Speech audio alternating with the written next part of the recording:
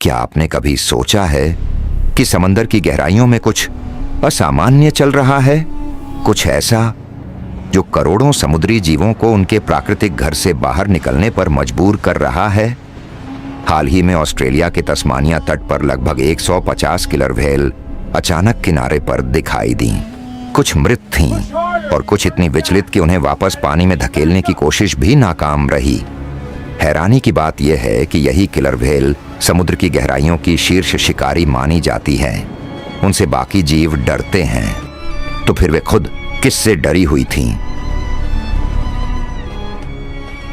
इसी के तुरंत बाद भारत के ओडिशा तट पर लाखों समुद्री कछुए इकट्ठा हो गए। इनमें से कई प्रजातियां सामान्यतः गहरे समुद्री क्षेत्रों में रहती हैं। वे हजारों किलोमीटर की दूरी तय करके अचानक तट पर क्यों पहुंची? केरल में हजारों मछलियां किनारे पर तड़पती हुई पाई गईं। वे वापस गहराई में लौटने की कोशिश तक नहीं कर रही थीं।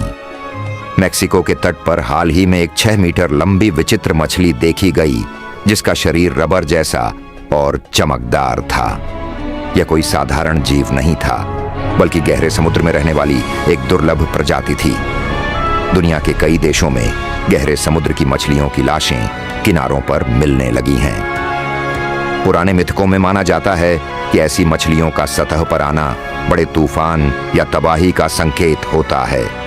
कुछ लोग इसे लेवाइथन नामक प्राचीन समुद्री राक्षस से जोड़ते हैं, एक ऐसा काल्पनिक जीव जिसका वर्णन प्राचीन ग्रंथों में मिलता है और जिसे महासागरों का शासक कहा गया है।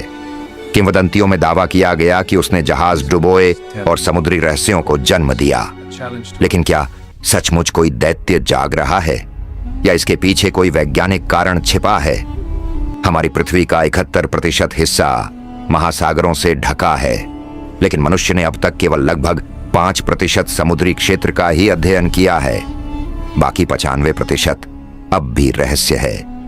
समुद्र का सबसे गहरा भाग मारियाना ट्रेंच लगभग 11,000 मीटर गहरा है। इतना कि यदि माउंट एवरेस्ट को उसमें डाला जाए तो वह भी डूब जाएगा। वहां सूर्य की रोशनी नहीं पहुंचती, दबाव अत्यंत घातक है और वातावरण पूरी तरह अंधकारमय।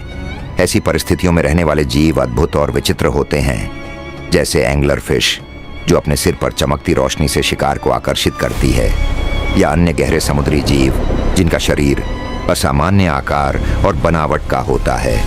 सामान्यतः ये जीव सतह पर नहीं आते, फिर वे अब क्यों दिखाई दे रहे हैं? इतिहास में कई घटनाओं को इन संकेतों से जोड़ा गया है। जापान में भूकंप से पहले दुर्लभ मछलियों के किनारे आने की घटनाएं दर्ज हुईं। 2011 की सुनामी से पहले भी कई ऐसी रिपोर्टें सामने आई थीं। इससे लोगों में यह धारणा बनी कि समुद्र आपदा से पहले चेतावनी देता है, लेकिन वैज्ञानिक दृष्टिकोण कुछ और कहता है। पहला कारण है ग्लोबल वार्मिंग। समुद्र की सतह का तापमान लगातार बढ़ रहा है। यह गर्मी धीरे धीरे गहराइयों तक पहुंच रही है। गहरे समुद्र के जीव ठंडे स्थिर वातावरण के अनुकूल होते हैं। तापमान बढ़ने से पानी में ऑक्सीजन का स्तर घटता है। ऑक्सीजन की कमी और बढ़ती अम्लता, एसिडिफिकेशन, उनके लिए घातक सिद्ध हो रही है, जिससे वे सतह की ओर आने को मजबूर हो रहे हैं। दूसरा कारण है प्लास्टिक प्रदूषण। हर वर्ष लाखों टन प्लास्टिक महासागरों में पहुंचता है। सूक्ष्म प्लास्टिक कण समुद्री जीवों के शरीर में प्रवेश कर रहे हैं, उनके अंगों को क्षति पहुंचा रहे हैं और कई बार उन्हें मौत के मुहाने पर ला रहे हैं। तीसरा कारण है डीप सी माइनिंग और तेल गैस की खोज। समुद्र की सतह के नीचे खनिज और ईंधन संसाधनों के लिए बड़े पैमाने पर खुदाई की जा रही है। इससे समुद्री पारिस्थितिकी तंत्र प्रभावित हो रहा है। शोर, रासायनिक प्रदूषण और आवास विनाश से जीवों का संतुलन बिगड़ रहा है। इसके अतिरिक्त समुद्र के नीचे टेक्टोनिक प्लेटों की हलचल भी गहरे समुद्री जीवों को प्रभावित करती है। भूकंप और ज्वालामुखीय गतिविधियों से पहले दबाव और कंपन में बदलाव होता है, जिसे कुछ जीव पहले महसूस कर लेते हैं और ऊपर की ओर आ जाते हैं। जहां मिथक लेवाइथन की बात करते हैं, वहीं विज्ञान हमें चेतावनी देता है। ये खतरा किसी राक्षस का नहीं, बल्कि हमारे अपने कर्मों का परिणाम हो सकता है। यदि महासागर असंतुलित हो रहे हैं तो इसका असर पूरी पृथ्वी पर पड़ेगा।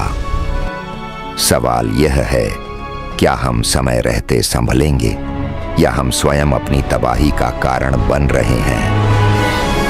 अपना विचार जरूर साझा करें।